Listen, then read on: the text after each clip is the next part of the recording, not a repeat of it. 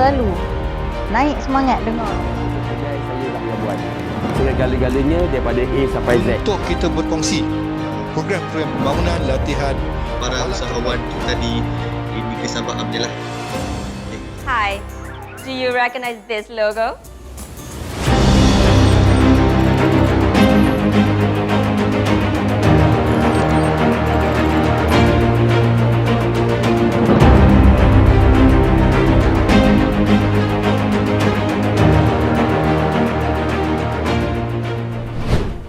Years go by. Life continues to bloom and grow. We bring possibilities closer as we aid you through your journey. Delivering the mandate of nurturing and developing the SME, this unprecedented goal will be achieved by realigning our vision to be the leader in SME ecosystem value creation beyond financial services through technology and innovation, and supported by our renewed mission to be the center of excellence for talent and SME development towards greater nation building. Accomplishing this game-changing initiative will be made possible through adoption of our new core value. SMILE. S. Strong teamwork and integrity. M. Managing stakeholders. I. Innovation via technology. L.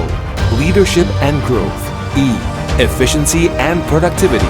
SME Bank's driving force of excellence.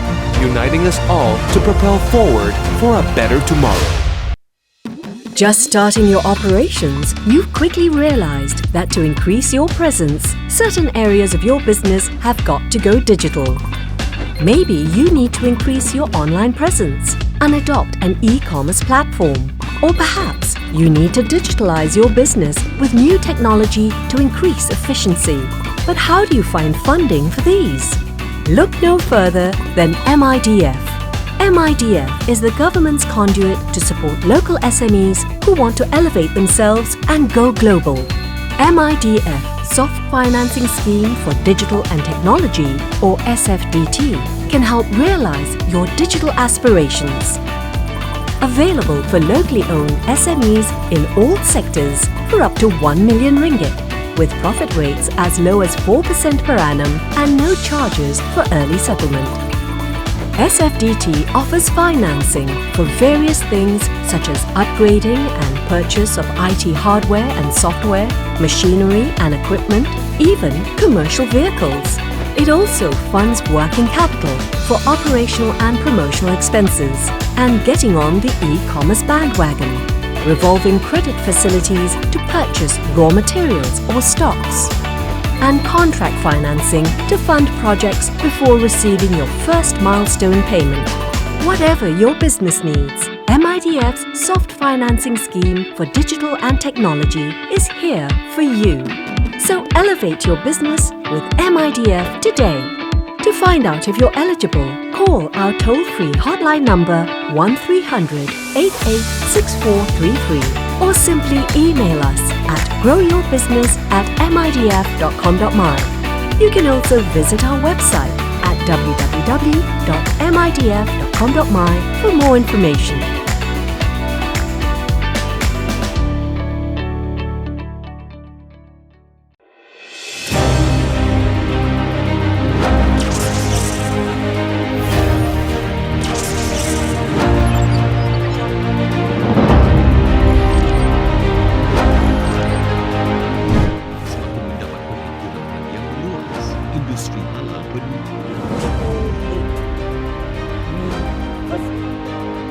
Semangat selalu. Naik semangat dengar. Saya lah yang buat. Segala-galanya daripada A sampai Z. untuk kita berkongsi program-program pembangunan, latihan Para usahawan kita di Negeri Sabah. Alhamdulillah. Hi, do you recognize this logo?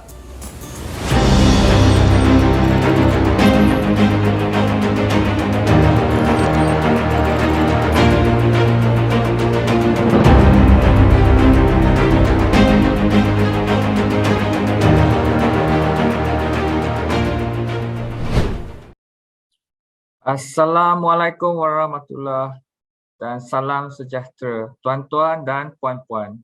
Selamat datang dan terima kasih saya ucapkan kerana sudi bersama kami di sesi BizTalk at SMIDEX 2021 yang dibawakan khas secara maya oleh SME Corp Malaysia. Sesi ini merupakan sesi bicara perniagaan yang akan menampilkan pakar dan penggiat industri berpengalaman yang akan berkongsi pengetahuan, kepakaran dan juga pendapat mereka mengenai pelbagai aspek perniagaan termasuk trend perniagaan baharu, penjenamaan, pemasaran, pengurusan bakat dan juga tak lupa skim pembiayaan PKS serta amalan terbaik dalam norma baharu ni ya. So untuk pengetahuan semua, sesi BizTalk at SMEDEX 2021 ni diadakan bersempena pameran tahunan PMKS SMEDEX 2021 yang diadakan dari 1 hingga 23 Disember 2021. So kira hari ini adalah hari pertama ya. Secara dalam talian melalui platform My Assist MSME. So program yang bertemakan PMKS Bangkit Semula atau MSME Revitalize merupakan satu peluang untuk PMKS menjalin hubungan perniagaan dan juga membina rangkaian di antara PMKS dengan pembeli yang berpotensi serta platform bagi PMKS untuk mempamerkan produk dan perkhidmatan mereka ya. So SMEDEX 2021 pada tahun ini akan dirasmikan oleh Yang Amat Berhormat Datuk Seri Ismail Sabri Yaakob, Perdana Menteri Malaysia bersempena sambutan ulang tahun ke-25 penubuhan SME Corp Malaysia dan dia akan dirasmikan saya difahamkan pada 7 Disember 2021 ya. So sebelum saya meneruskan sesi, saya ingin memohon kerjasama anda untuk berkongsi atau share sesi live pada hari ini supaya lebih ramai rakan-rakan kita di luar sana boleh dapat maklumat atau manfaat pada sesi BizTalk at SMEDEX 2021 hari ini ya. So sekiranya anda mempunyai sebarang persoalan semasa sesi ini, anda boleh terus ajukan persoalan anda di ruangan komen. Dan kami akan cubalah menjawab setiap persoalan daripada anda semua ya. So saya percaya ramai yang sudah ternanti-nantilah untuk sesi hari ini, bukan sahaja daripada para usahawan khususnya, tetapi rakan-rakan dari segenap lapisan masyarakat secara umumnya ya.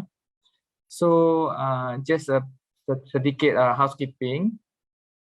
Taklimat ni oleh dua orang ahli panel kita hari ini adalah selama 15 hingga 20 minit setiap ahli. Dan seperti yang dijanjikan, hari ini kita akan membincangkan khusus topik mengenai kaedah yang tepat untuk kewangan yang sihat, atau izinkan saya dalam bahasa English, get the right shot for a better financial health.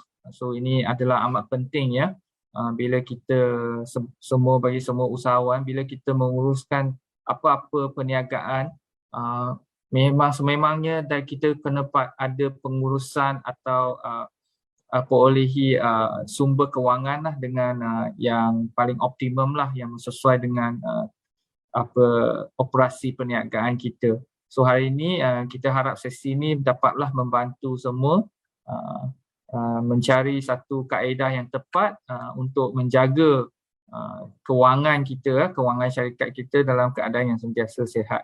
So bersama dua orang tetamu istimewa hari ini, kita akan kongsi mengenai skim pembiayaan kewangan pasca COVID-19 dan juga dua pakar yang saya kenal dua ni, memanglah mereka akan bagilah tips-tips pengurusan kewangan yang secara berhemah dalam norma baru ini. So jadi tanpa melengahkan masa, izinkan saya memperkenalkan kepada anda tetamu kita pada hari ini, iaitu Yang Mulia Tunku Danny Saifuddin Muzaffar, iaitu pengasas dan juga ketua pegawai eksekutif Microleap, satu platform P2P yang telah diiktirafkan oleh Securities Commission, dan juga yang berusaha Puan Nur Akmal Yaakob, iaitu ketua Jabatan Pendidikan Kewangan PKS dari Agensi Kaunseling dan Pengurusan Kredit, atau lebih dikenali oleh ramai itu AKPK ya, di bawah Bank Negara Malaysia. So ini memang bagi saya dua pakar lah yang amat relevan. Satu merupakan regulator untuk sistem kewangan negara kita, AKPK di bawah Bank Negara, dan lagi seorang iaitu adalah P2P ya. Sekarang kita ada banyak orang kata it's a digital world, dunia digital. So kita pun ada cara pembiayaan alternatif yang baru menggunakan selaman sesawang internet dan sebagainya, dan pagi ini, sesi hari ini memang sesuai lah, kita akan memperkenalkan apa itu pembiayaan pembiayaan alternatif yang di-offerkan oleh my colleague, dan juga Yang Mulia Tengku Danny boleh share lah dengan kita semua. So baik, kita akan mulakan sesi dengan taklimat daripada panel kita yang pertama, iaitu Yang Mulia Tengku Danny Nasifuddin Muzaffar. Sedikit profil. Beliau memegang ijazah sarjana dalam pentadbiran perniagaan dari Nottingham University Business School. So beliau juga merupakan bekas pegawai bank yang mempunyai pengalaman dalam perkhidmatan kewangan selama 15 tahun sebelum beliau mengasaskan MyColleague, iaitu satu platform pembiayaan alternatif peer-to-peer atau P2P yang secara Islam dan juga konvensional. So dua-dua ada ya, secara Islamik atau konvensional. So dan Tengku Danny juga merupakan ahli pengasas iConnect, iaitu fintech dalam kewangan Islam, iaitu kumpulan yang terdiri daripada penggiat industri, pengawal selia dan juga penyelidik yang ditugaskan dengan misi menjadikan Malaysia sebagai hub fintech Islam global. Yang Mulia Tengku, dipersilakan. Okay, terima kasih Chai. Thank you for the introduction. Sekejap, let me share my screen. Okay, hold on.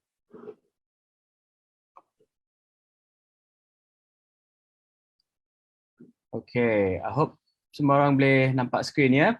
Boleh. Okay, Assalamualaikum semua orang. Terima kasih Chai for the introduction. Sesi ini tajuk dia peroleh kaedah yang tepat untuk kewangan yang sihat, or get the right shot for better financial health. Okay, sesi hari ini dianjurkan oleh SME Corporation Malaysia dan Kementerian Pembangunan Usahawan dan Koperasi, or Ministry of Entrepreneur Development and Cooperatives. Nama saya Tengku Danny Nasifuddin Muzaffar. Saya pengasas dan ketua pegawai eksekutif MyColleague. Okay, untuk bermula, apakah MyColleague? Okay, MyColleague adalah satu platform pembiayaan antara rakan setara, or P2P financing, yang patuh syariah dan konvensional. MyColleague dikawal selia oleh Suruhanjaya Security or Securities Commission Malaysia, which is our regulator. So dalam platform kami kita ada dua user. Nombor satu ialah pelabur P2P, dan dia yang pemberi pinjaman. Okay, pelabur P2P boleh melabur serendah RM50 saja, dan dia memberi pembiayaan ke penerbit atau issuer. Penerbit ialah peminjam. Dalam platform kami, penerbit boleh mengumpul dana mikro RM1,000 hingga RM50,000. Kita pun ada MyColleague Plus, yang tu pembiayaan sehingga RM500,000. Tapi pembiayaan peribadi tidak dibenarkan. Okay, this is a very strict rule dari Suruhanjaya Securities. Pembiayaan untuk modal kerja atau business financing only. Okay, they are very strict on it. Kami punya laman web ialah www.mycolleagueasia.com. Okay, itu introduction. So apakah kesihatan kewangan? Okay, what is financial health? Kita ada 4 faktor penting yang menentukan kesihatan kewangan sebuah syarikat. Okay, nombor 1 ialah keuntungan or profitability. Ialah tahap keuntungan syarikat. Nombor 2 ialah kesolvenan atau insolvency. Okay, keupayaan untuk memenuhi hutang jangka panjang dan obligasi kewangannya. Nombor 3 ialah pembubaran or liquidity. Okay, keupayaan untuk menyelesaikan segala hutang, contoh penjualan aset syarikat. Dan nombor 4 ialah kecekapan operasi or operating efficiency. Okay, kita mesti mengoptimumkan prestasi perniagaan dari segi operasi harian dan kewangan syarikat. Okay, yang penting ialah semua faktor-faktor di sini saling berkaitan. So contohnya keuntungan ada impact kepada kecekapan operasi, pembubaran ada impact kepada kesolvenan. So semua saling berkaitan. So mengumpulkan dana. Okay, mengumpulkan dana adalah penting untuk kesihatan kewangan. Kenapa? Kalau kita pergi balik, mengumpulkan dana akan impact keuntungan. Okay, mengumpulkan dana akan impact pembubaran, kesolvenan dan kecekapan operasi. Okay, so mengumpulkan dana ialah penting, okay, untuk kesihatan kewangan. Sumber-sumber untuk mengumpulkan dana adalah seperti berikut. Okay, kita ada dua kaedah. Nombor satu ialah kaedah konvensional dan kaedah alternatif. Dalam kaedah konvensional kita ada 3 jenis. Nombor satu adalah institusi kewangan.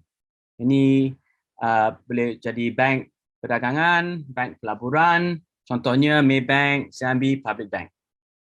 Nombor dua ialah grant dan pinjaman kerajaan. Ini dari agensi kerajaan seperti SME Corp, seperti Matrade, seperti MARA. Nombor tiga ialah model teroka atau venture capital. Ini untuk pembiayaan peringkat lewat. Untuk contohnya MapCap, ada Gobi Fund dan 500 Durians. Okey, yang kaedah yang kami akan berbincang hari ini ialah kaedah alternatif. Ini institusi yang bukan kewangan, non-financial institution. Kita ada P2P atau peer-to-peer financing. Dalam bahasa Malaysia ialah pembiayaan antara rakan setara. Contohnya microlip. Kita ada ECF, equity crowdfunding. Okay, dalam bahasa Malaysia ialah pendanaan awam equity. Contohnya Pitchin dan Ataplas. Okey, kita nak tengok landscape pembiayaan ya. Kita boleh tengok microlip versus bank versus pemberi pinjam wang berlesen. Okey, ini bukan Along, ini yang pemberi pinjam wang berlesen ya. Dan institusi pembiayaan mikro. Okey, untuk kita nak tengok untuk dokumen diperlukan, microlip semua dalam talian. Okey, yang ini yang terbaik dalam kelas. Kalau bank mesti pergi ke cawangan. Untuk pemberi pinjaman berlesen mesti pergi ke cawangan, tapi ada yang dalam talian. Untuk institusi pembiayaan mikro, contohnya Amanah Ikhtiar Malaysia atau Tukun, mesti pergi ke cawangan ya. Jenis pembiayaan untuk microlip sebab kita regulated dari Securities Commission, modal kerja sahaja. Untuk bank boleh modal kerja dan kewangan peribadi sama dengan pemberi pinjam wang berlesen dan institusi pembiayaan mikro. Nah, kredit kriteria yang ini berbeza. Untuk microlip kurang ketat. So we're not as strict as contohnya untuk bank yang sangat ketat, pemberi pinjam wang kurang ketat dan institusi pembiayaan ketat. Okay. For example, for bank you kena ada 3 tahun beroperasi, tapi untuk microlip dengan semua ahli P2P financing operator 6 bulan saja. Okay, masa untuk mendapatkan dana. Untuk microlip paling cepat sehingga 2 minggu. Untuk bank sehingga 3 bulan, pemberi pinjaman berlesen sehingga 1 bulan dan institusi pembiayaan mikro sehingga 3 bulan. Nah, sekarang profit atau kadar faedah, the trade-off ialah microlip dengan P2P financing, dia punya kadar faedah tinggi sikit, 10 ke 15% setahun. Untuk bank ialah 6 ke 12% setahun. Pemberi pinjaman berlesen paling tinggi 18% setahun. Dan institusi pembiayaan mikro, ini terbaik dalam kelas, 4 ke 10% setahun. Nah, kita akan quickly cover kaedah konvensional mengumpulkan dana. Okay. Institusi kewangan, bank perdagangan, bank pelaburan, ada bank Islam, contohnya Maybank, Maybank Islamic, CIMB, Public Bank. Okay. Peserta boleh pergi ke laman web Bank Negara Malaysia untuk senarai institusi kewangan berlesen. Ya. Okay, nombor 2, grant dan pinjaman kerajaan. Ini dari agensi kerajaan. Tadi saya cakap SME Corp, Matrade, MARA, ada Tukun, atau ada Amanah Ikhtiar Malaysia atau AIM. Peserta boleh pergi ke laman web SME Corp Malaysia untuk senarai skim pinjaman. dan senarai skim grant dan lain-lain. Okay, pergi ke smecorp.gov.my dengan search SME financing. Yang nombor 3 ialah modal teroka atau venture capital. Ini untuk pembiayaan peringkat lewat late stage financing. Contohnya MavCap, GoBeFund, Fund Durians. Okay, peserta boleh pergi ke laman web Malaysia Venture Capital and Private Equity Association (MVCA) untuk senarai syarikat modal teroka. Okay, ini yang sekarang kita boleh berbincang atas kaedah alternatif mengumpul dana. Apakah pembiayaan alternatif? Okay, not many SMEs tahu apa pembiayaan alternatif. So pembiayaan alternatif ialah boleh didapati di luar sistem kewangan tradisional. Okay, luar dari bank dan pasaran modal. Contoh pembiayaan alternatif ialah P2P financing dan equity crowdfunding. Yang penting P2P dan ETF ialah registered market operator. Okay, dia dikawal selia oleh Suruhanjaya Security Malaysia. So kita mesti tengok yang mana operator yang ada berlesen dari SC ya. Ni penting. Okay, apakah pembiayaan P2P? Okay, pembiayaan antara rakan setara ialah platform pembiayaan hutang ya. It's debt financing. Okay, it's not like equity, bukan macam equity, it's debt. Okay, perniagaan yang sudah menjana keuntungan, okay, lebih sesuai untuk perniagaan yang sudah menjana keuntungan kerana perniagaan ini harus membayar hutang secara ansuran bulanan. So we have to pay the profit or interest rate on the straight away on the first month. Ini boleh patuh syariah dan konvensional. Okay, sejak 2016, pembiayaan P2P telah mengumpulkan 1.94 bilion ringgit untuk PMKS hingga September 2021. Okey, operator pembiayaan P2P. Terdapat 11 pengendali operator pembiayaan P2P berlesen di Malaysia. Okey, sini peserta-peserta boleh pergi ke laman web Suruhanjaya Security untuk melihat mana yang operator yang regulated atau ada berlesen dari Securities Commission. Okey. Okey. Saya nak bagi contoh macam mana Microleap will have real people and real impact. Okay. So P2P macam ni. Kita ada pelabur P2P. Mereka yang memberi pinjaman. Okay. Kita ada Ali, kita ada Lee. Dia nak pelabur patuh syariah atau pelanggan tinggi. Dia nak impact kepada community, produk beretika. So dia bagi investment ke Makcik Kia, not her real name. Makcik Kia, dia perlukan modal untuk mengubah suai gerai perniagaan keluarga yang 30 tahun, tapi dia baru saja didaftarkan. Okay? Sebab itu, dia tidak memenuhi syarat bank. Bank hendak 3 tahun beroperasi. So, her financing was declined. Tapi Makcik Kia pergi ke Microleap, permohonan dalam talian yang mudah. Kita perlu 6 bulan minima untuk beroperasi dan kita bagi insurans kemalangan diri yang percuma dan kita memberi latihan video dalam talian yang percuma. Impact dia besar. Pinjaman atau pembiayaan yang pertama, Makcik Kia menerima pembiayaan dalam masa 2 minggu. Soalan meningkat setelah penghubahsuaian gerai dan aktiviti dalam taliannya bertambah baik. So it was a good win for Makcik Kia and a good win for our pelabur P2P because sebab dia getting high returns and making impact. Okay, sekarang nombor jenis 2 untuk pembiayaan alternatif ialah ECF atau Equity Crowdfunding. Okay, pendanaan equity awam. Okay, pelabur membantu perniagaan dengan pembiayaan dan akan mendapat equity dalam syarikat. Okay, ini bukan hutang macam P2P, dia adalah equity. Okay, perniagaan peringkat awal. So lebih sesuai untuk perniagaan peringkat awal. Perlu membayar balik pelabur hanya apabila perniagaan memperoleh keuntungan atau perniagaan dijual. So only when they're making profit will the equity holders get dividends atau bila perniagaan tu is sold. So secara patuh syariah atau konvensional sama macam P2P financing. So sejak 2015 ECF telah mengumpulkan 352 million ringgit untuk MSMEs sehingga September 2021.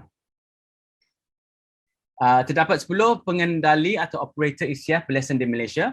Okay, peserta-peserta boleh pergi ke laman web Suruhanjaya Security dan melihat yang mana ECF operator yang berlesen dari Securities Commission. Okay, yang paling penting untuk semua peserta untuk melihat ialah berkaitan life cycle syarikat dan mengumpul dana. Okay, the relationship between the life cycle of a company and when to raise funds. So bila beroperasi sehingga 0 ke 6 bulan dan menghasilkan sedikit pendapatan, yang jenis pembiayaan yang most suitable ialah grant dan pinjaman kerajaan. Okay. Kalau beroperasi sehingga 6 bulan ke 3 tahun dan menghasilkan pendapatan berterusan, okay, pembayaran alternatif either ECF atau P2P financing ialah sesuai untuk stage di sini. Kalau syarikat beroperasi sehingga 3 tahun lebih dan menghasilkan banyak pendapatan, lepas tu institusi kewangan pergi ke bank atau modal teroka, pergi ke syarikat venture capital, ialah sesuai untuk syarikat peserta. Okay, thank you very much. Terima kasih semua orang. Chai, that is it for my presentation. I will pass back to you. Terima kasih Yang Mulia Tunku. I think ini satu sharing yang baguslah, especially kepada mereka yang tiada pengalaman dari segi pembiayaan alternatif ya. Saya sudah pasti dah ada banyak soalan. Sebenarnya saya ada nampak ada soalan yang masuk, tapi kita hanya akan bincangkan mengenai soalan-soalan ni selepas pembentangan kedua ya. Jadi seterusnya saya akan menjemput panel yang kedua, iaitu Puan Nur Akmal Yaakob daripada AKPK. So sama, saya akan bagi sedikit profil mengenai beliau. So Puan Nur Akmal adalah ketua bagi Jabatan Pendidikan Kewangan PKS, AKPK. Beliau juga merupakan salah seorang juru cakap media rasmi AKPK untuk pelbagai wawancara dan rancangan bual bicara di media cetak, elektronik dan media sosial. So memang famous lah Puan Akmal ni. So beliau juga memainkan peranan penting dalam mereka bentuk modal kewangan bagi pasangan pra dan juga selepas perkahwinan dengan kerjasama Jabatan Kemajuan Islam Malaysia, JAKIM. So beliau memegang ijazah sarjana dalam pentadbiran perniagaan, pengurusan dalam kewangan konvensional dan Islam. So beliau juga berpengalaman sebagai pensyarah di Sekolah Perniagaan, penyelidik bagi syarikat yang disenaraikan di Bursa Malaysia, serta berpengalaman dalam pengurusan dana syarikat besar, insurans tempatan dan juga pengurusan dana asing. So mempunyai banyak pengalaman dalam pengurusan kewangan dari sekecilnya perseorangan sehingga ke syarikat besar. So Puan Nur Akmal Yaakob, dipersilakan. Assalamualaikum warahmatullahi wabarakatuh. Thank you Chai for that lengthy introduction. Ialah kalau orang dah tua banyaklah pengalaman, kalau tua tak ada pengalaman susah. Itulah ada tua kan. So let me try and share this screen with you. Takutlah. Are you able to see dah? Dah nampak dah Syai? Ya, dah nampak dah. So cuma kena go to full screen mode kot. Yeah, I know. I'm trying to. This technology sometimes does not do with me. Tak apa. Norma baru. Betul. Tapi Chai, I dah klik tapi dia tak keluar. Dia keluar. Can we just go through this? But semua nampak ke? Nampak kan? Nampak? Boleh nampak. Slide ini boleh nampak. Okay. Let me see. Let me try and do that again. Takut ni kan mana lah tahu. I must, before I start, I must tell you, this kind of technology drives me up the wall, because yesterday I had a problem before we start, kan, just to, semua orang tengah panic ni kan. Yesterday, the banks called me. They asked me to do something with the mobile, because I don't know how to do, and then I was like, what the hamburger is there on the phone? You know, then I realized that hamburger is that thing. They told me that line, that one is a hamburger. How am I supposed to know that? Hello? Right, everyone. Hamburger, yeah. So we learned something new about hamburger today. Pak Ahmad, it's called a hamburger menu. Yeah. And how am I supposed to know that? It was not done in my 1960s. There's no hamburger. Okay, anyway. Okay, Ahmad, you're good. You're full screen now. All right. Thank you so much. Alhamdulillah. Assalamualaikum warahmatullahi wabarakatuh. And thank you to for inviting AKPK, and also AKPK, a member of the Education Network. I need a big start is number one, get the right shot for a better financial health. So apa yang saya akan lakukan sekejap ialah kita akan tengok some of the issue dan cabaran. Kita tengok sikit a little bit of PMKS, peranan AKPK, dan juga bantuan kewangan, budget, salah hijau, budget, dan juga from bank negara, dan akhir sekali tentang tip pengurusan kewangan berhemat. Cai, bukan berhemah ya. Berhemah tu kalau bawa kereta, kalau kewangan berhemat. Okay. Berhemat. Yes, that's right. Okay, so isu dan cabaran. Isu dan cabaran banyak di sini. Kita kata tentang because of the COVID-19, there's a lot of issues dan cabaran seperti ITC, literacy, dan digitalization. This is really a tongue twister. Digitalization ni banyak orang tak tahu tentang ataupun teknologi. Macam I lah, kalau nak buat bisnes, nak pergi teknologi ni memang akan menyakitkan jantung. Jadi for the young adults, it's very easy for them to learn. But of course, they have to adapt to the changes because of this is a new normal kan. Tapi of course, people were talking about the issue dan cabaran tu. Challenges ni is the high cost of digitalization of transformation, and sometimes the poor internet connection. Kalau kita baca pasal that student panjat pokok dan sebagainya, susah. So these are some of the challenges. And the other thing is we're talking about lack of understanding the financial institutions' requirements on documentation and paperwork. Yelah, ada orang marah dekat bank macam Tengku Danny cakap kita kena pergi bank, tapi kadang bank tu kan dia punya nak pinjam sikit tapi dokumen dia setinggi ini, berapa inci tinggi ni kan, so itu yang kena kan. But you must understand that the banks have their own SOP, they have their own guidelines. There's some things that we need to understand also. So the evaluation pun orang tak tahu pasal the 5 C's, and so all these are lack of understanding, a lot to do with education. Again, on the education training, some of the entrepreneurs ni kadang tak ada masa, walaupun dia tak faham education ni, financial education is a lifelong process, lifelong skill. So you have to learn. Make time to learn. Kadang kita nak bagi ceramah dekat, nak bagi kursus kat dia orang, dia kata satu hari, if I attend your kursus, I lost RM50, but they don't understand the concept of ilmu ini akan berpanjangan. You can get more than $50 a day, RM50 sehari. Then the lack of business and connection structured network.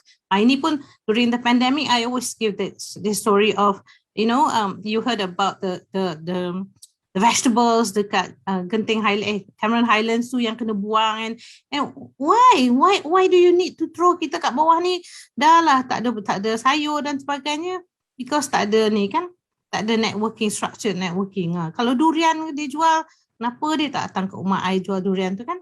Susah.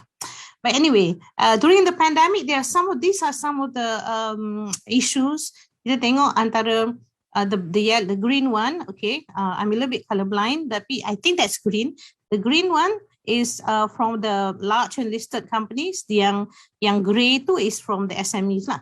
So if you look at the left-hand side, financial delay in receivables, memang it actually affects all, whether besar atau kecil. So delay in receivables affected a lot for the yang besar, not so much for the SMEs. Tapi kalau delay in payment for vendor, then you can see, of course, SMEs yang kecil-kecilan tu, they have, if they don't get money, then they have difficulty in paying the vendor. So you see all those things. We moved to the customer pula. Customer, everybody is affected, whether you besar ke kecil, it's all affected, as you can see. And the supply chain ni you tengok the delay in fulfillment, the delivery memang affected mostly to the small and medium, because they are small and dia nak dapatkan barang mentah dan sebagainya agak susah juga untuk dia orang. Receiving, for it affected more of the big companies, right? So if you go more on the people it affects basically yang besar, yang kecil. These are some of the issues that they have faced during the pandemic. Technology is something different, where you can see difficulty in communicating with customers, because kita, like I said, the small tadi, their challenges is the ICT, so they have difficulty in communicating with customers or their suppliers, and work from home, internet tak bagus, insufficient data, and all this, and of course unfamiliarity with online application. Macam I lah, nasib I tak buat business, pingsan tak erti. All right, then next one, just a little bit on the SME landscape in Malaysia, so you know about this is a source document in 2020. 97.2% business establishment are SMEs. This is normal all over the world. Do you know which country has the most SMEs in their country? The most SME. Do you know? Chai. Do you know which country in the world has the most SMEs? Malaysia. Which country? Maybe the biggest country in the world. Which one? I can't hear. Which country? I will say the country with the largest population, China. No, it's not. No? Yes, our neighbor, Indonesia.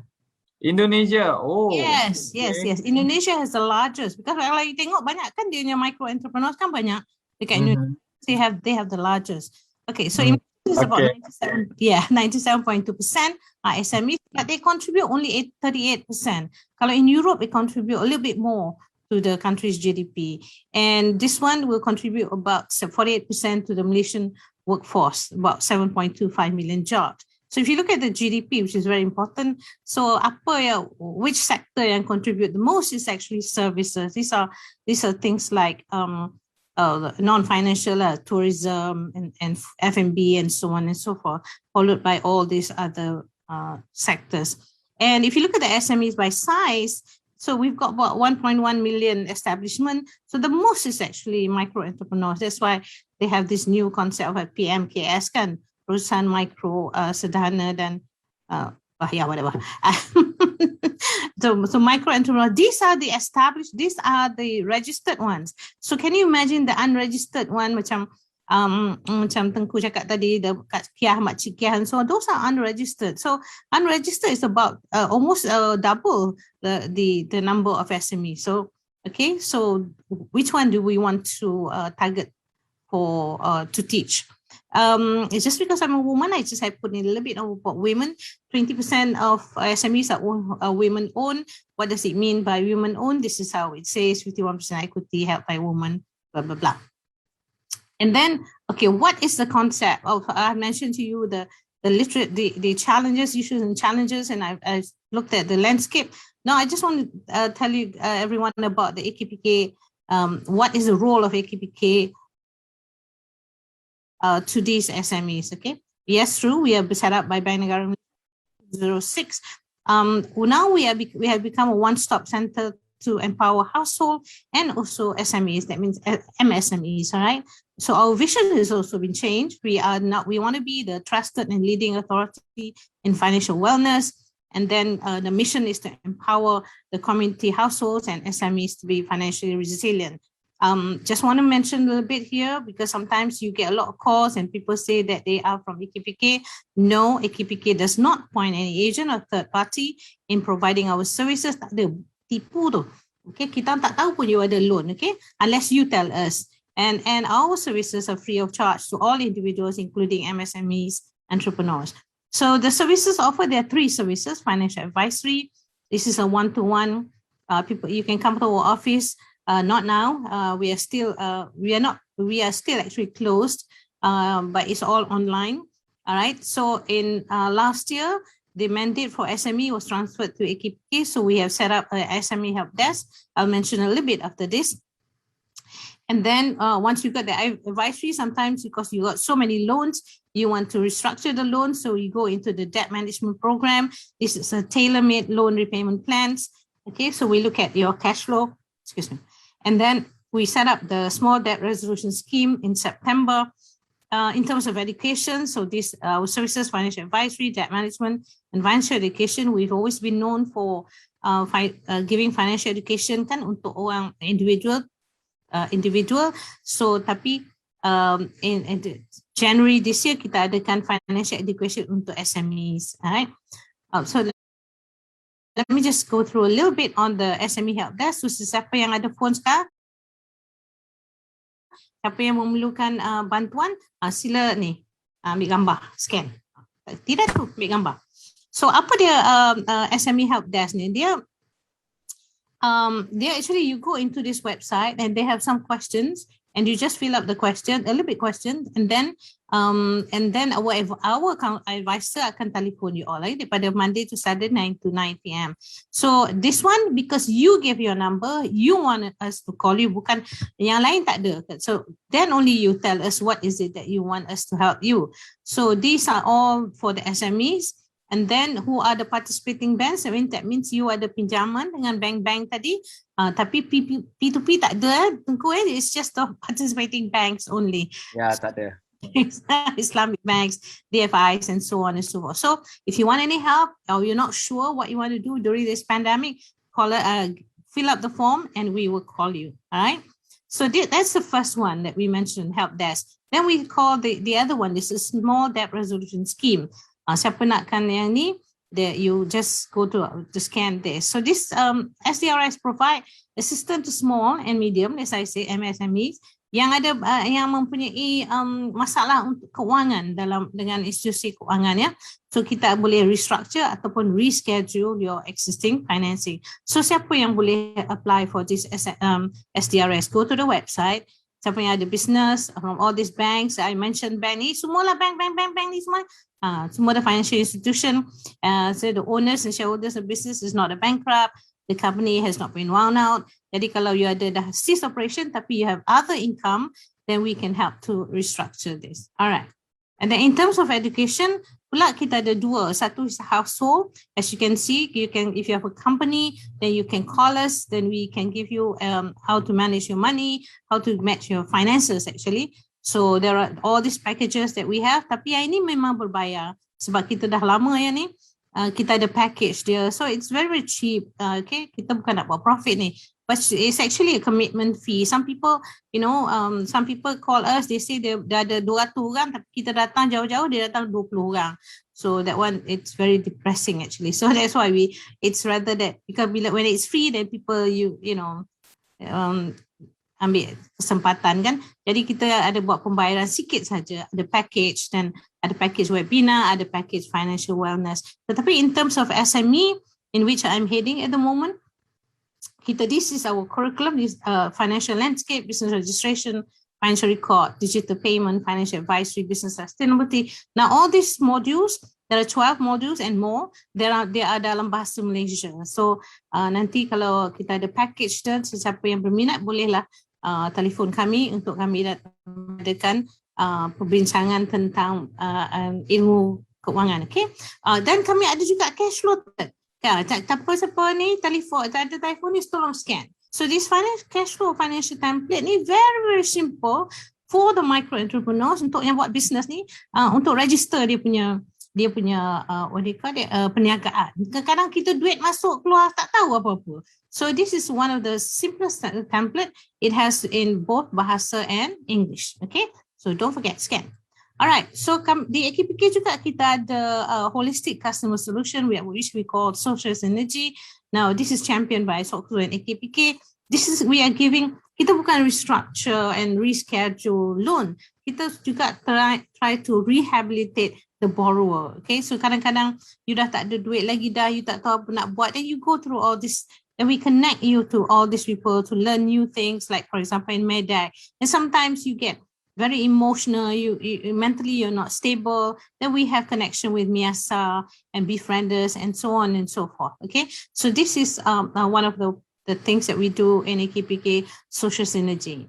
All right, cepat ni. Okay, so in terms of tadi financing, Tengku dah cakap tentang pasal non-financial, so I just want to mention a little bit two areas. One is the budget in 2022. As you can see in the budget in 2022 ni, there are the total of what do you call that, 40 billion allocated under Semarak Niaga program. Kan tak ada kan, banyak, 40 billion. That's a lot of money. So which include direct loans, financing guarantees, equity injection, benefit enterprises of all sizes, from micro entrepreneurs to public listed companies. And then lepas tu ada 1.8 billion will be channeled through the microcredit scheme of various agencies. Tadi dah sebut tadi, Tekun, Agrobank, Bank BSN, Bank Rakyat, Bank Negara, and so on and so forth.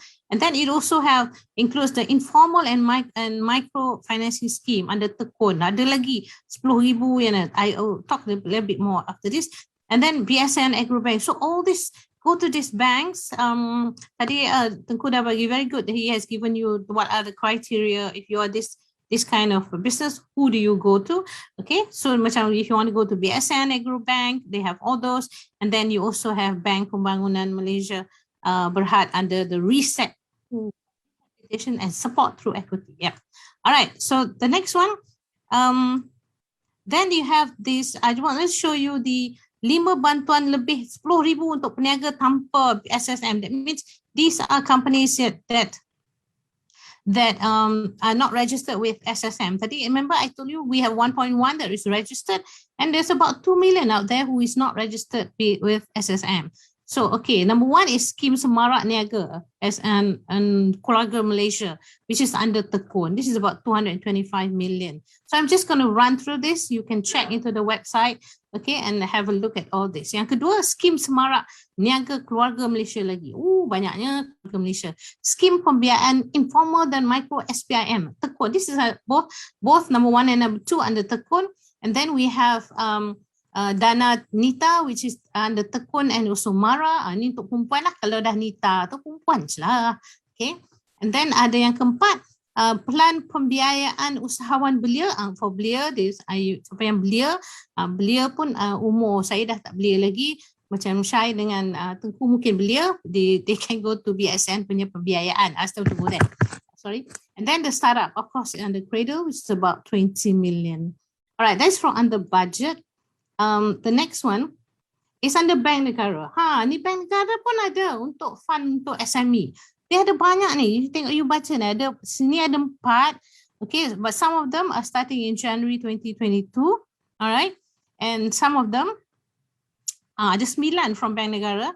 And some of them memang dah ada dah. So go into Bank Negara. I won't go through each and every one of them. So I dah beritahu dah ada 9 daripada Bank Negara punya fund untuk SME. Okay. Alright. Nak cepat nak tercekik dah Chai. Okay. Ni tips dia. Tips for everyone, individual or juga SME. Kita di AKPK ada tip 4A formula. Yang pertama dia kata acknowledge. You kena akui that you have a problem. Some people tak nak akui dia ada masalah. You must face the reality. If you have financial problem, you cannot sweep everything under the carpet. You must acknowledge that you have a problem. Number 1 and number 2, you go to analyze. Once you acknowledge you ada masalah, you can analyze. Takkan duduk termenung.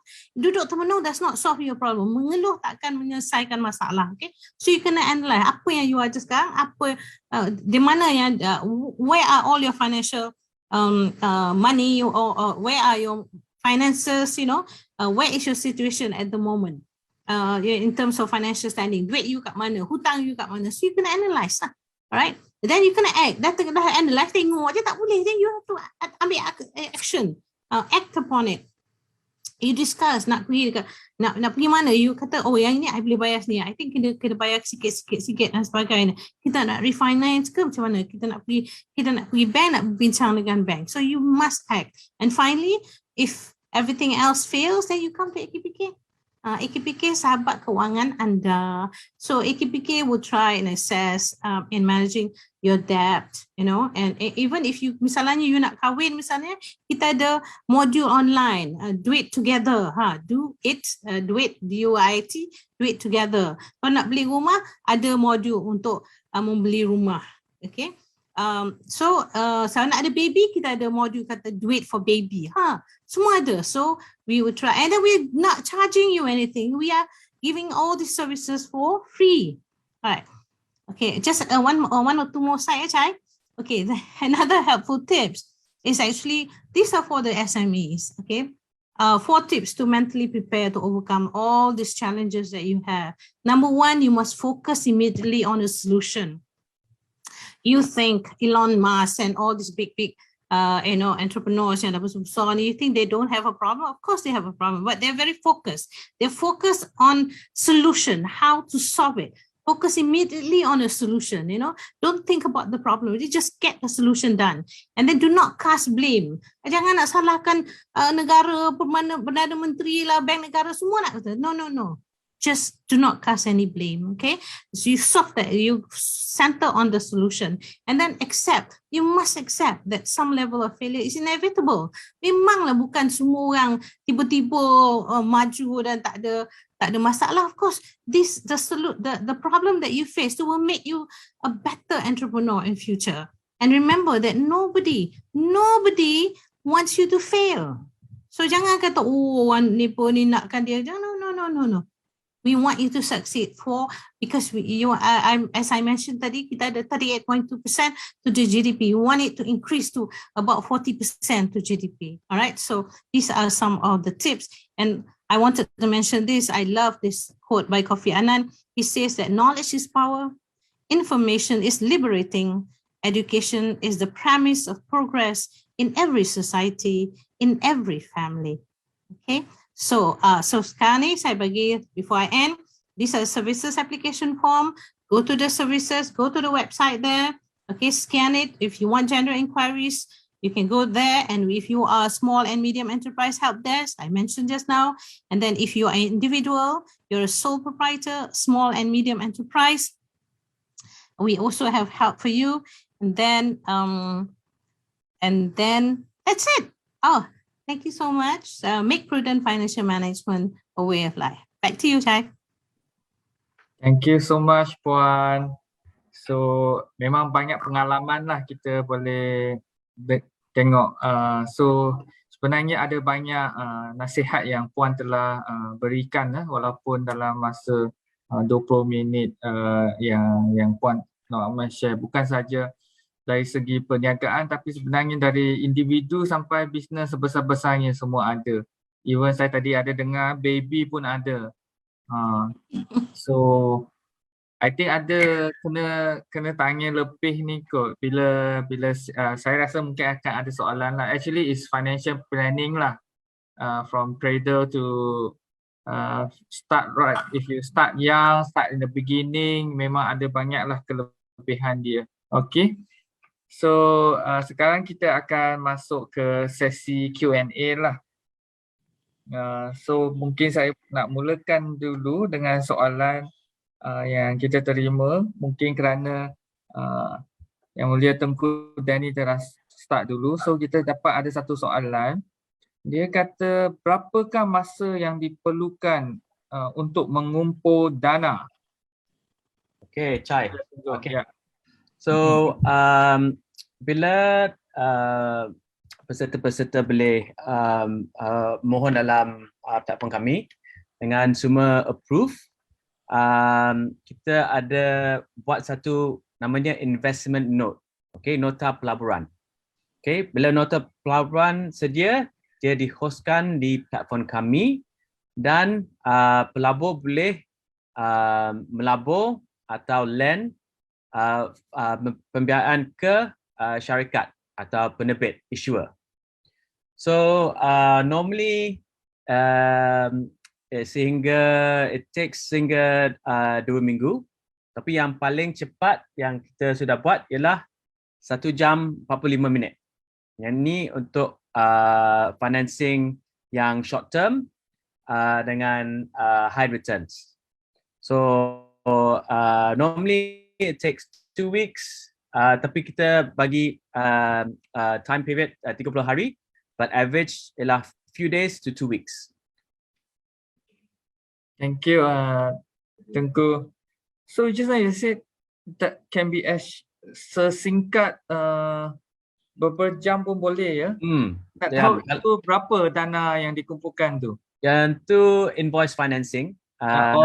Yeah, so it was 300,000 ringgit 3 bulan tenor, sebab dia dia punya tu profit rate tinggi 18% tahun. Dia cepat semua pelabur masuk. So 1 jam 45 minit sudah fill dah. 1 jam 45 minit ya. Dapat kumpulkan dana setinggi 300,000 untuk betul. dibayar balik oleh syarikat dalam masa 36 bulan. Tak, 3 bulan. 3 bulan, okey. Bukan 36 bulan, 3 bulan lah. So memang untuk invoice financing lah. Betul, short term invoice financing. Short term invoice financing. Maksudnya yang syarikat ni, SME ni atau PMKS ni, dia ada dapat satu invoice yang bernilai 300,000.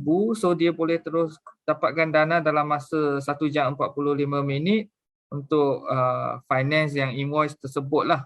Betul.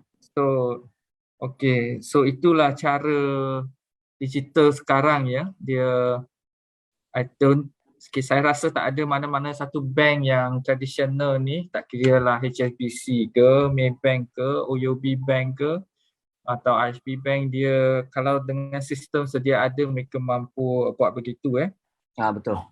Chai, can I ask a question to Tengku? Yes.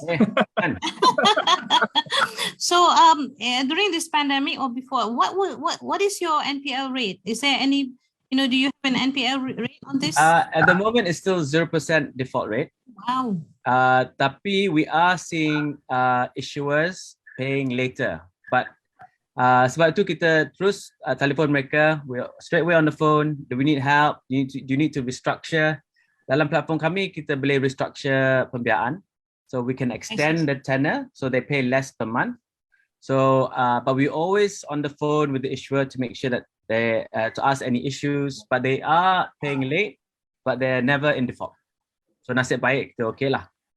Ini mungkin saya bagi sikit penjelasan kepada peserta-peserta dia, viewers kita ya. NPL tu adalah terma teknikal orang-orang bank. NPL is non-performing loan, means ada hutang lapuk yang tak bayar. So tadi memanglah bila dengar boleh lulus dalam masa 1 jam 45 minit, bank negara memang tanyalah, awak punya hutang lapuk mesti tinggi ni kan. Tapi setakat ini, alhamdulillah P2P platform oleh my colleague masih 0% NPL. Means semua hutang dia mereka jelaskan lah, tak adalah hutang lapuk. Tapi adalah restructuring, early, I think kerana sekarang semua digital kan. So P2P platform dia akan ada early alert lah, dia akan dapat tahu awal dan dia terus akan menghubungi peminjam lah untuk tengok macam mana dan bagi masa yang lebih panjang ke supaya nak maintain lah 0% NPL ni. So macam saya cakap tadi lah, kalau kerana dia bukan bank yang tradisional tu tak bagus, cuma kerana zaman berubah ya. Saya pun difahamkan bank negara tahun depan akan ada 5 lesen bank digital. So maybe ada banyak lagi kaedah pembiayaan yang kita sebagai peniaga, usahawan kita boleh rasakan lah, dapat rasakan. Baik, soalan kedua saya terima. Ini diajukan kepada Puan Nur Akmal. Betul lah ni. So tadi yang saya sendiri pun nak tahu sebenarnya. So terima kasih kepada penonton yang tanyalah. Dia nak tanya, so untuk bayi ni macam mana sebenarnya, macam mana nak start urusan pengawangan, cakap dana apa bagi bayi, dia letak situ je for baby. Okay lah, orang tunggu baby, saya tunggu cucu lah. Okay. So we have a program, we have an online program that a module that is called Do It for Baby. So daripada dia akan cerita tentang sebelum masa you mengandung tu lagi, apa dia the expenses yang akan yang mesti ada untuk kelahiran, di mana you nak lahirkan baby tu, is all those tips and options for you. So go into AKPK punya website, power.akpk.org.my, then go into the learning center. There is a module called for Do It for Baby. So siapa yang nak kahwin, yang tu dah nak ada baby, siapa yang nak kahwin, nama dia Do It Together. So for individual lah. So boleh there you can see all this online module dan belajar lah. Okay. I see. Okay, Do It for Baby ya. I hope orang yang tanya soalan dia nampak lah. Actually sebelum ada baby pun ada Do It for Together kan? Do It Together, ya. Do It together. Actually apa yang AKPK tengah menggalakkan kita semua ni, rakyat-rakyat di kita ni atau usahawan ni, kita kena bermula lah, kena ada perancangan. Buat apa-apa pun kena ada perancangan. Itulah maksud dia, budaya kita. Supaya kita tidak terperangkap lah atau tiba-tiba ada expenses, especially untuk micro enterprise ya, usahawan kita yang usaha mikro ni, kerana selalunya dia sendiri punya saving atau duit yang dia ada, itulah yang dia perlukan untuk menjalankan perniagaan dia. So sekiranya tidak diuruskan walaupun adalah peribadi dia, tapi dia akan affect juga operasi syarikat dia, kerana memang betul lah selalu syarikat mikro ni dia adalah owner tu atau pengasas dia tu adalah operator yang akan mengendalikan bisnes tu, atau kita panggil owner operator ya. So baguslah bila ada budaya, ada perancangan kewangan ni, dan InsyaAllah baru bisnes pun tak akan terjejas dan makin majulah. Thank you Puan Amah. I think start from all the little things lah, so that when we come to business thing, we are more prepared. Okay, lagi satu. Sini satu soalan kepada Microlead, Tengku Danny. Dia cakap, since it's a digital platform, Microlead ni akan kumpulkan banyak data kan. So adakah apa jaminan data-data saya yang diberi kepada platform-platform digital ni, ada tak apa-apa langkah penjagaan maklumat atau dia punya confidential information ni? Tengku. Ya, betul. So kita regulated daripada Securities Commission. So kita ada guidelines untuk cyber security risk yang semua operator P2P yang kena patuh lah. So kita ada semua data dalam database kami ialah encrypted. So dan kita ada two-factor authentication. Ialah kalau kita nak keluarkan data tu, kita kena macam pergi beli online kan, kena macam ada TAC code macam tu. So kita kena log in, lepas tu dapat dua factor authentication untuk keluarkan data yang tu. Tapi semua data kami ialah encrypted, dan kita patuh guidelines cyber risk yang diberi dari Securities Commission Malaysia. So security is very tight and we are as secure as we can be. Okay, thank you Tengku. So the next question kepada Puan Akmal ya. Saya rasa ini mesti dah kena AKPK ni, kerana soalan dia kata ikut dia punya pengalaman ya Puan Akmal. Dia kata bukan ke AKPK adalah lebih kepada perseorangan, dan yang syarikat tu dia pergi ke SDRS, Small Debt Resolution Scheme. So tapi dia ada sikit keliru lah, so minta sikit penjelasan daripada Puan Akmal. Terima kasih. Thank you. Terima kasih siapa yang bertanya. Betul, memang when we started, AKPK started in 2006, memang kita punya mandate kepada individu 18 tahun ke atas hinggalah dia bersara. Tapi the SDRS ni sebenarnya berada di Bank Negara Malaysia. So siapa yang ada masalah SME, yang ada masalah yang ingin mendapatkan pertolongan pinjaman misalnya, restructure pinjaman, dia kena pergi dekat Bank Negara, betul. Tetapi in September last year, mandate untuk SME ataupun termasuk SDRS telah diberikan kepada AKPK. So now memang, so AKPK now is a one-stop center as I mentioned to you. Sekarang kita mengendalikan, we help to restructure, rehabilitate, educate bukan saja individual tapi juga PMKS. So both individual dan SME. So tak ada, jangan pergi ke Bank Negara, nanti Bank Negara pening kepala. So you go to untuk SDRS, you go to AKPK. Okay?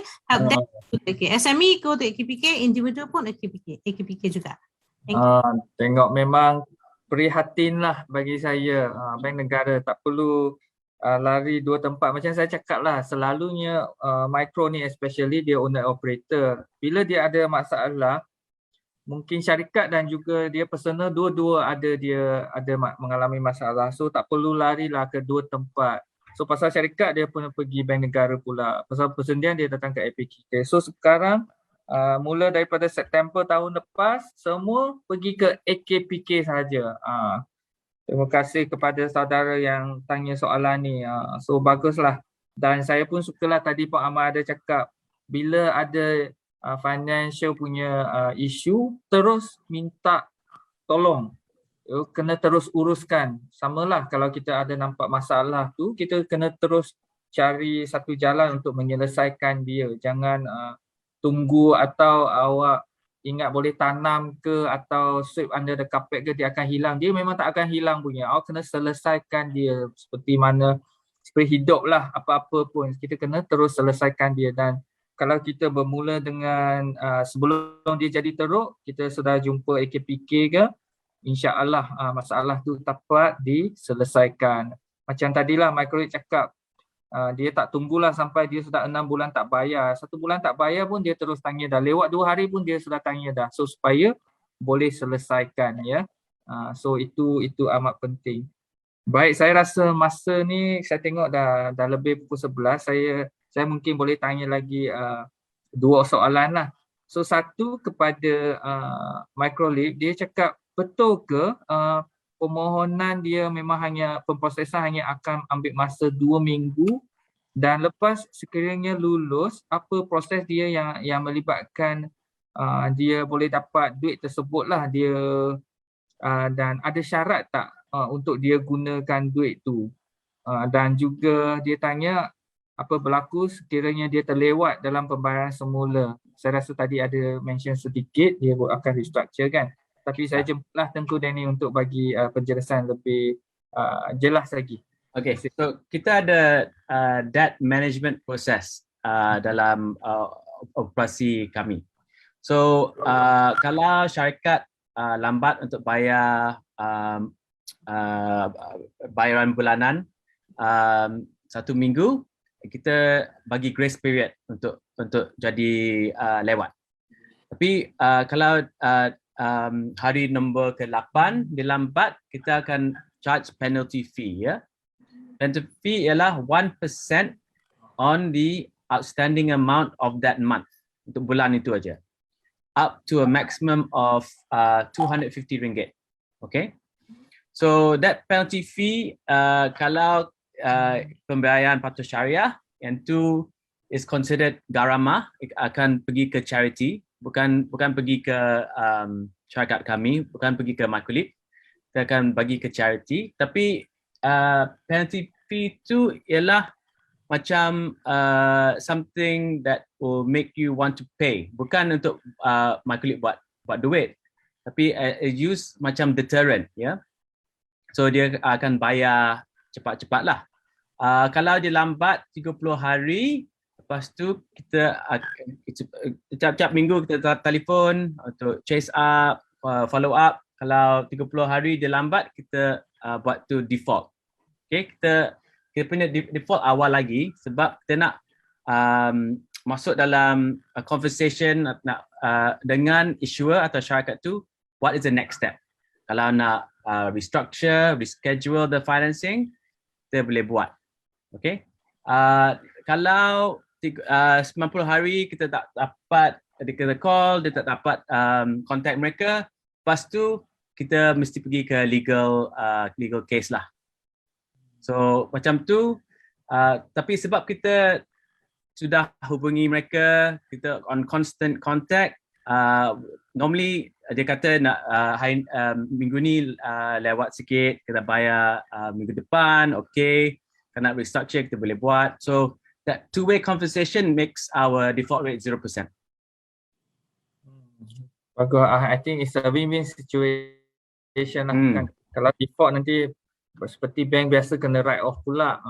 Write off kira bakar lah. So lose, everybody lose. So we want to avoid that lah. Betul ya Puan Amah. 0% Puan Amah. 0% NPL to date. So I think kalau boleh kita naklah banyak usahawan kita, especially PMKS ni, jangan takut. Dia Puan Amah sini dia cakap dia takut nak pergi bank. Dia pun samalah, dia rasa AKPK pun bank juga, dia pun rasa takut nak pergi. So selain dia physically pergi, dia pun boleh call kan Puan Amah, if you can share. Yes, they go into the website, the form that they have to fill up. Just fill up sajalah, tak payah pun macam my colleague jugalah boleh dapat nasihat secara digital juga. So tak perlu takut-takut. So hari ni kita tengok Puan Amah ni mesra ya, banyak pengalaman. So jangan risau, jangan takut, dan dia pun akan jaga data peribadi. PDPA akan sentiasa dijaga. Personal Data Protection Act ada di Malaysia, so jangan risaulah. So yang penting macam tadilah, dengarlah nasihat Puan Amah kerana ada banyak pengalaman. Ada apa-apa je boleh terus call atau email tanya. Dan insyaAllah akan ada penyelesaian dia. Okay. So saya rasa itu sahaja untuk sesi kita untuk hari ini. Tapi sebelum kita berakhir, kita punya sesi pertama ni, BizTalk, pilihan yang tepat bagi kewangan yang sihat ya. So saya kalau boleh saya nak jemputlah dua-dua panel untuk bagi satu saya panggil conclusion lah atau last lah, yang kalau mereka tak ingat sebelum ni kan, tapi yang ni mereka kena ingat. So saya nak jemputlah dua-dua panel untuk give some impact, some wisdom lah, untuk tunjuk ajar, share lah. So kalau satu perkara yang paling penting Puan Amah, apa yang Puan Amah nak cakap dengan semua penonton kita? Okay, tuan-tuan dan perempuan di sana, whether you are individual atau SME, we definitely going to go through some challenges in our lives. It doesn't matter which part of our life, but there will be a challenge. So when we are faced with that challenge, like I said just now, find the solution. Nak menangis boleh, jangan lama-lama menangis. Menangis dah paling lama menangis 3 hari je. 3 hari. After menangis 3 hari, move on, okay? Because there's a lot of people out there who depends on you. So find a solution to all your problems. And lastly, remember AKPK ialah sahabat kewangan anda. You can always come to us. Thank you. Okay, thank you Puan Amah. AKPK sahabat anda. So kewangan anda. So sentiasa carilah AKPK. So mereka akan sedia membantulah. Okay. Alright, so Tengku Danny, last message. My closing remarks is kesihatan kewangan ialah penting untuk semua MSME atau MPKS, dengan ada banyak kaedah untuk mengumpul dana, kaedah yang konvensional dan kaedah yang alternatif, dan kerajaan semua nak membantu semua PMKS, even SME Corp dengan Digital Financial Initiative. Ada banyak inisiatif yang baru yang akan launch soon. So sekarang I think look for financing kalau boleh, okay. But apa yang penting selalu bayar your monthly payments ya. Sebab kalau tersilap, kalau lambat, Sitos dengan Experian ada data yang cakap berapa bulan yang PMKS lambat membayar dari bank atau P2P operator. So cuba bayar on time, jangan jadi lewat bila bayar ansuran bulanan. Thank you. Okay. Terima kasih Tengku Danny. I think satu nasihat yang cukup bernas lah. So dan saya nak apa, saya pun setujulah apa yang Tengku Danny tadi share. Saya ingat lagi kita pernah ada delegasi daripada Afrika ya, tapi nothing to do with Omicron ya. Delegasi dari Afrika, I think many years ago, I think about 10 years ago, saya ada peluang jumpa mereka. Ini adalah ahli-ahli niaga dia. So dia kata dia pergi bank di Afrika ni, saya tak nak cakap negara mana lah, tapi salah satu negara di Afrika ni, dia cakap dia pergi bank, bila dia buat pinjaman, interest rate dia adalah 40%. Dia cakap dengan saya bahasa English, selalu saya ingat 14, 14, tak, dia cakap 40%.